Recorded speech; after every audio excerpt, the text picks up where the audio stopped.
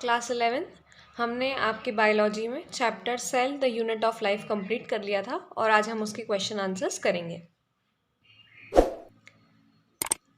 तो सबसे पहले हम शुरू करेंगे very short answer type question से। What is the mesosome of prokaryotic cell, give its function. यानी मीजोजोम क्या होता है और उसका फंक्शन क्या है। मीजोजोम एक स्पेशल टाइप की membrane produce by growth of plasma membrane of prokaryotic cell. ये एक स्पेशल टाइप की मेम्ब्रेन होती है जो प्लाज्मा मेम्ब्रेन की ग्रोथ से बनती है। फंक्शंस क्या हैं? ये सेल वॉल बनाती हैं, डीएनए रेप्लिकेशन करती है और डॉटर सेल में डिस्ट्रीब्यूट करती है और सेल्यूलर सीक्रीशन और रेस्पिरेशन में हेल्प करती है। Give characteristics of prokaryotic cell. Prokaryotic cell के कैरेक्टर्स क्या क्या हैं? ये प्रिमिटिव टाइप ऑफ सेल हैं, यानी सबसे पहले आए हुए सेल हैं ये। इनमें ट्रू न्यूक्लियस नहीं मिलता है, यानी इनमें असली का न्यूक्लियस नहीं होता है। मेम्ब्रेन बाउंड साइटोप्लाज्मिक ऑर्गेनेल्स नहीं मिलते हैं इनमें। 70S टाइप ऑफ राइबोसोम्स मिलता है और ब्लू ग्रीन एल्गी और बैक्टीरिया इसका एग्जाम्पल है। What are semi autonomous cell organelles, give at least one example. Semi autonomous कौन होते हैं? Organelles which can synthesize their protein, यानी कि जो अपना खुद प्रोटीन बना सकते हैं, अपने आप रिप्रोड्यूस कर सकते हैं और उनका खुद का जेनेटिक मटेरियल जैसे डीएनए आरएनए होता है, उन्हें सेमी ऑटोनोमस सेल ऑर्गेनेल कहते हैं। इसके एग्जाम्पल है क्लोरोप्लास्ट जो प्लांट सेल में मिलता है और माइटोकॉन्ड्रिया जो हम में मिलता है। Why lysozymes are called pocket of suicidal bag, या सुसाइडल बैग इन्हें क्यों कहा जाता है? In certain pathological condition the lysosome starts digesting the various organelles of cell and process is called autolysis. यानी कुछ बॉडी की कंडीशंस ऐसी होती हैं जिनमें लाइसोसोम जो होता है वो दूसरे सेल ऑर्गेनल्स को अपने अंदर डाइजेस्ट करने लग जाता है, खाने लग जाता है। इसको हम बोलते हैं ऑटोलिसिस। ठीक है, इस प्रोसेस में मेम्ब्रेन ऑफ लाइसोसोम जो होती है वो फट जाती है, उससे एंजाइम रिलीज होती है जो सेल को ख़त्म करने लग जाती है और खुद के कंटेंट को खाने लग जाती है, इसलिए इसे सुसाइडल बैग बोला जाता है। Describe the significance of diffusion. Diffusion क्या है, क्या इसकी सिग्निफिकेंस है? It involve in the gaseous exchange during photosynthesis and respiration, यानी कि ये गैशियस एक्सचेंज करने में हेल्प करता है। During transpiration water is evaporated by the process of diffusion, यानी इसके दौरान पानी जो रहता है ट्रांसपिरेशन के दौरान इवेपोरेट होता है, यानी वेपर के फॉर्म में उड़ जाता है भाप बनकर। Diffusion plays a vital role in the transport of substance in plants, यानी डिफ्यूजन का एक बहुत इंपॉर्टेंट रोल रहता है प्लांट्स में सब्सटेंस इधर से उधर ट्रांसफर करने में। इट रेगुलेट्स बॉडी टेम्परेचर, यानी ये बॉडी का टेम्परेचर मेंटेन करता है। What happens when RBC are kept in hypertonic solution, यानी क्या होता है जब RBC यानी रेड ब्लड सेल को हम हाइपरटोनिक सॉल्यूशन में रखते हैं तो एक्स ऑस्मोसिस हो जाता है और ये प्लाज्मोलाइज्ड हो जाते हैं, यानी कि एक्स ऑस्मोसिस की वजह से ये सिकुड़ जाते हैं, श्रंकन अपीयरेंस दिखती है, क्रीनेशन। एक सॉल्यूशन होता है NaCl का जिसमें 0.9% कंसनट्रेशन ज़्यादा होता है, इसलिए इसे हाइपरटोनिक कहा जाता है क्योंकि ऑस्मोटिक प्रेशर ज़्यादा होता है। साइटोप्लाज्म आरबीसी के साइटोप्लाज्म से ज़्यादा पानी बाहर होता है। What are nuclear pores, give its function. कुछ पार्ट्स जो होते हैं न्यूक्लियर मेम्ब्रेन के उनमें पोर्स या गैप्स होते हैं जिन्हें बोला जाता है न्यूक्लियोपोर्स, यानी छेद होते हैं छोटे छोटे। ये आउटर और इनर की फॉर्म उनके बीच से बनते हैं फ्यूजन से। फंक्शंस क्या है? आरएनए एंड प्रोटीन जो न्यूक्लियस के होते हैं वो साइटोप्लाज्म में निकल कर जाते हैं इन्हीं छेदों के द्वारा। How does the neutral solvent passes through plasma membrane? Does polar solvent pass through plasma membrane in the same way? If not, then how does it transport? Neutral solvent जो होता है यानी कि जिसका कुछ नहीं होता है, ना वो हाई होता है ना वो लो होता है, तो वो प्लाज्मा मेम्ब्रेन से निकल जाता है अपने कॉन्सेंट्रेशन ग्रेडियंट से, यानी हायर कॉन्सेंट्रेशन से लोअर कॉन्सेंट्रेशन में। लेकिन पोलर सॉल्वेंट जो होते हैं वाटर लविंग वो पास नहीं कर पाते हैं, और क्योंकि वो नॉन पोलर लिपिड से बनी होती है प्लाज्मा मेम्ब्रेन, तो उनको अपने साथ में कैरियर प्रोटीन ले जाना पड़ता है अगर उनको वहाँ से पास करना है तो। अब define prokaryotic cell and eukaryotic cell with example. Prokaryotic cell क्या होता है? ये प्रिमिटिव यानी सबसे पुराने और अंडर डेवलप्ड सेल होते हैं। इनके पास न्यूक्लियोलस या न्यूक्लियर मेम्ब्रेन नहीं होती है। एस टाइप के न्यूक्लियस को इंसिपिएंट न्यूक्लियस कहा जाता है। ये जो सेल होते हैं इनके पास डबल मेम्ब्रेन ऑर्गेनेल्स नहीं होते हैं, जैसे mitochondria, chloroplast, Golgi body, lysosomes, ये सब इनमें नहीं मिलते हैं। जेनेटिक मटेरियल सिर्फ सर्कुलर डीएनए के फॉर्म में मिलता है साइटोप्लाज्म में। सेल्स जो होते हैं उसमें राइबोसोम मिलता है जो प्रोटीन सिंथेसाइज करने का काम करता है, जैसे बैक्टीरिया और ब्लू ग्रीन एल्गी में। वहीं यूकैरियोटिक सेल देखें तो ये वेल ऑर्गेनाइज्ड, अच्छे से डेवलप्ड होते हैं। इनके पास न्यूक्लियर मेम्ब्रेन भी होती है और उसके पास न्यूक्लियस भी होता है, जेनेटिक मटेरियल भी होता है, और मेम्ब्रेन से घिरे हुए ऑर्गेनल जैसे माइटोकॉन्ड्रिया, गोल्गी बॉडी, क्लोरोप्लास्ट, ये सब प्रेजेंट होते हैं। ये मिलते हैं सारे सेल्स ऑर्गेनिज्म में, सिर्फ बैक्टीरिया और ब्लू ग्रीन एल्गी में प्रोकैरियोटिक मिलते हैं। Name the scientist who discovered cell nucleus, pre-existing cell and organism composed of cell. Cell Robert Hooke ने डिस्कवर करा था 1665 में, nucleus Robert Brown in 1831. Rudolf Virchow discovered that cell exist from pre existing cell by division. An organism composed of cell was discovered by Theodor Schwann in the year 1839. Where is energy stored in the cell? Energy of the cell is stored in high energy bonds of phosphate group present in ATP, adenosine triphosphate, यानी जो मिलते हैं ये ATP हमें mitochondria में, और ये bonds के टूटने से एनर्जी रिलीज होती है। टोटीपोटेंसी क्या होता है? Capability of potential of every cell of plant to develop individually into a new plant, यानी हर सेल के अंदर ये कैपेबिलिटी होती है इतनी कि वो एक नया प्लांट बना सकता है, और ऐसे सेल्स को हम टोटीपोटेंट सेल बोलते हैं। ये आइडिया सबसे पहले हैबरलैंड ने दिया था 1902 में। उसके बाद स्टिकवार्ड ने डेवलप करा था एक नया प्लांट रूट के सेल से। तो इस टेक्निक को आजकल बहुत सारे प्लांट्स बनाने में यूज़ करा जाता है। फ्लो ऑफ इंफॉर्मेशन कैसे होता है? तो सबसे पहले डीएनए जो होता है वो हेरिडेटरी मटेरियल होता है, उससे डीएनए से जाता है एमआरएनए में ट्रांसक्रिप्शन के थ्रू, और ये एमआरएनए से बनते हैं प्रोटीन्स ट्रांसलेशन के थ्रू। ठीक है, ये इतना सा डायग्राम याद रखना। ये वेल लेबल डायग्राम है प्रोकैरियोटिक सेल का। उसके बाद सेल थ्योरी से हम क्या समझते हैं? सेल थ्योरी में है each living body is made up of single और मैनी सेल्स, यानी हर बॉडी बनी होती है सेल से। न्यू सेल बनते हैं प्री एग्जिस्टिंग सेल से। स्ट्रक्चरल कंपोजिशन जो होता है सेल का बेसिकली सिमिलर होता है, इसलिए उनकी एक्टिविटीज सिमिलर होती हैं, और जो भी एक्टिविटीज सेल प्रोड्यूस करता है वही हम अपने आप में शो कर पाते हैं। अब सेल क्या है? सेल थ्योरी के अकॉर्डिंग जब स्क्लीटन और श्वान ने बताया था कि सेल जो होता है वो स्ट्रक्चरल और फंक्शनल यूनिट होता है सारे ऑर्गेनिजम्स का। इन दूसरे वर्ड्स में कहें तो सेल जो होता है स्मॉलेस्ट लिविंग यूनिट है, जिससे हम अपना इंडिपेंडेंट एग्जिस्टेंस यानी हमारी बॉडी चला पाते हैं। एक्टिव ट्रांसपोर्ट के फंक्शंस क्या है? एक्टिव ट्रांसपोर्ट एक प्रेशर बनाने में, प्रेशर को मेंटेन करने में हेल्प करता है, एक डेफिनेट आयन कंसंट्रेशन को।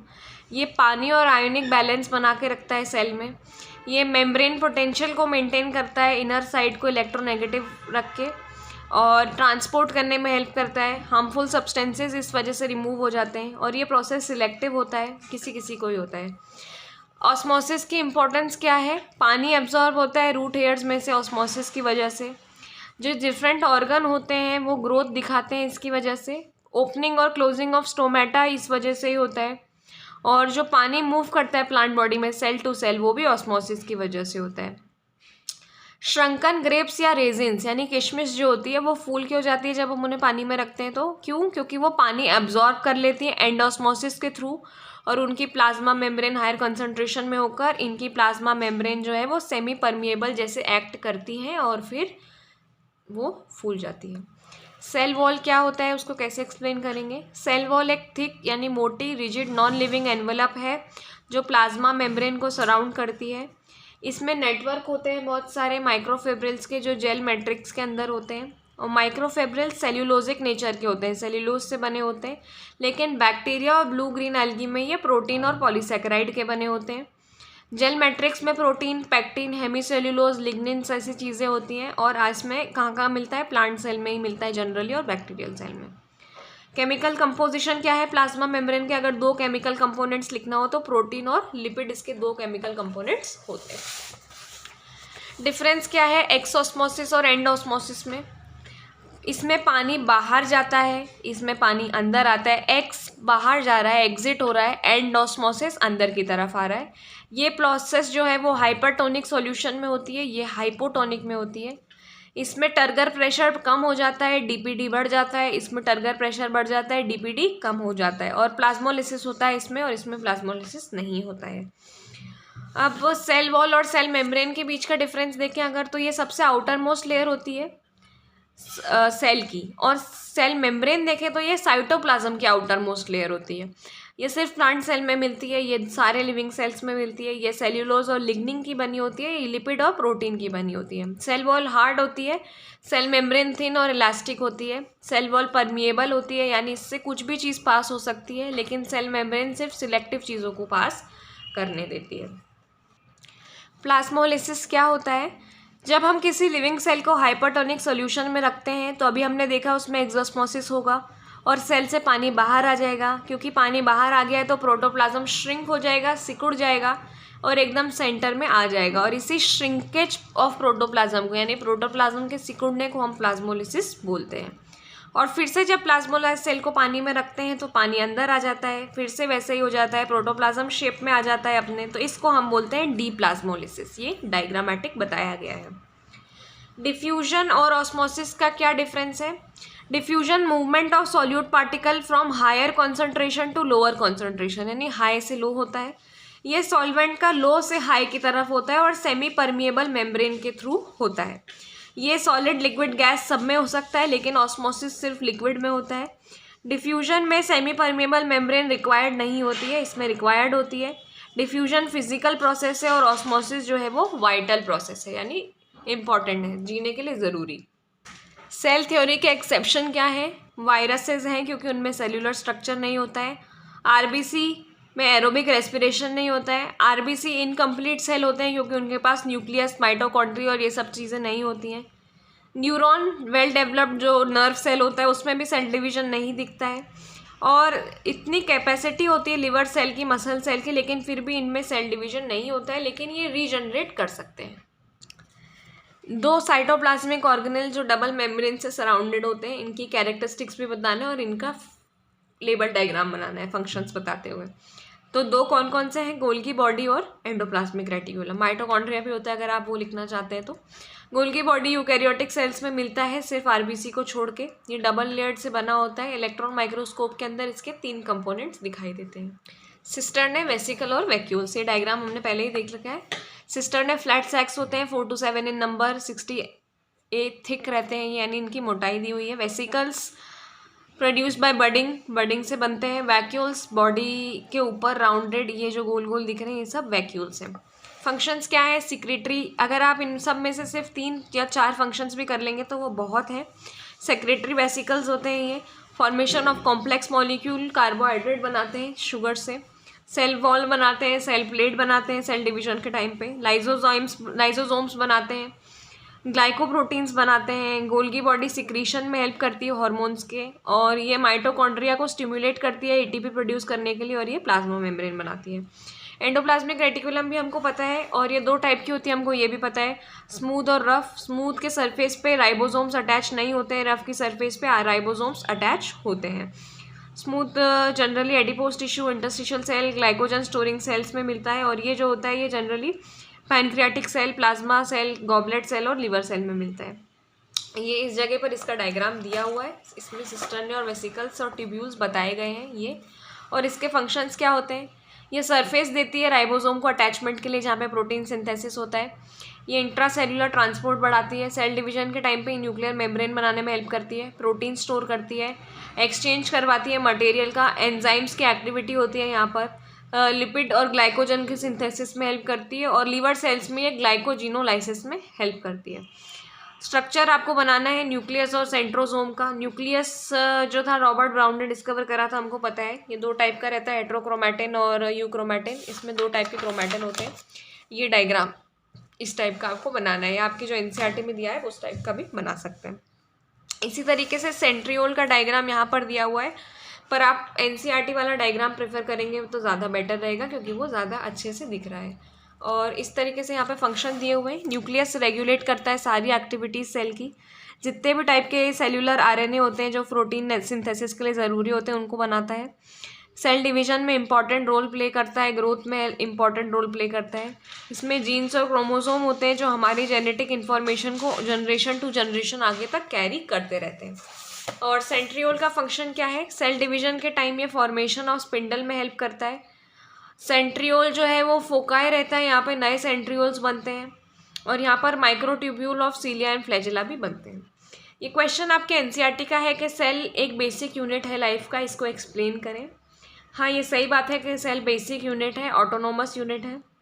ये इंडिपेंडेंटली अपने सारे प्रोसेसेस करता है जो हमारे लिए इम्पोर्टेंट है, जैसे रेस्पिरेशन, एक्सक्रीशन, एनर्जी यूटिलाइजेशन, ठीक है।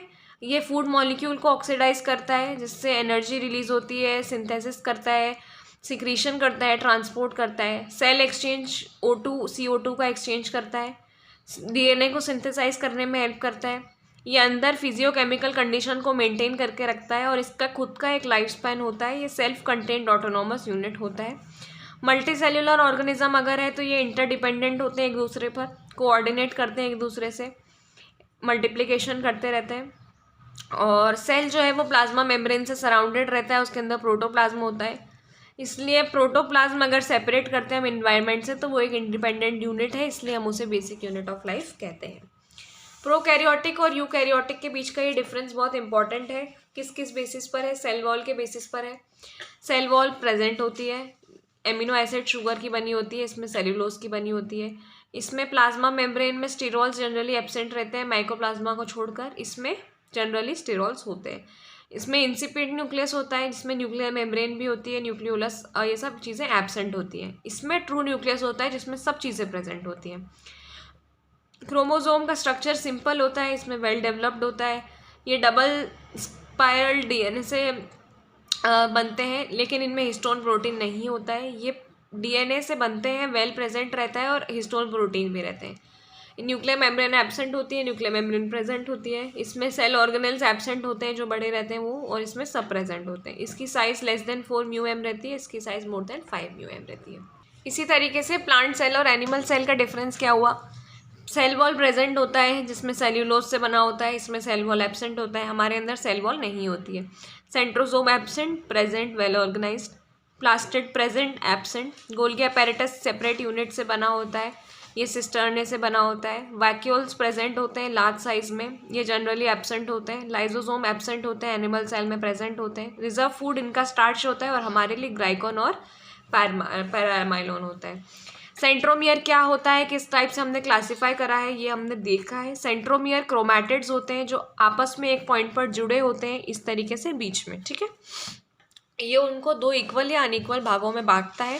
ये हमने पढ़ा है 4 टाइप का होता है। एक्रोसेंट्रिक अगर टर्मिनल है, इसके पास सिर्फ एक आर्म है। टीलोसेंट्रिक अगर एक बहुत छोटी है और एक बहुत बड़ी आर्म है। सब मेटासेंट्रिक यानी अगर दोनों अनइक्वल है, थोड़ी बड़ी है ये और ये थोड़ी छोटी है, एल शेप्ड का होता है ये इस तरीके का इन्वर्टेड एल। और मेटासेंट्रिक यानी जिनमें दोनों आर्म इक्वल होती है, सेंट्रोमियर ऑलमोस्ट बीच में लोकेटेड होता है, ठीक है। इस टाइप से वी शेप बना देता है। तो ये चैप्टर के आपके क्वेश्चन आंसर्स खत्म हो गए हैं।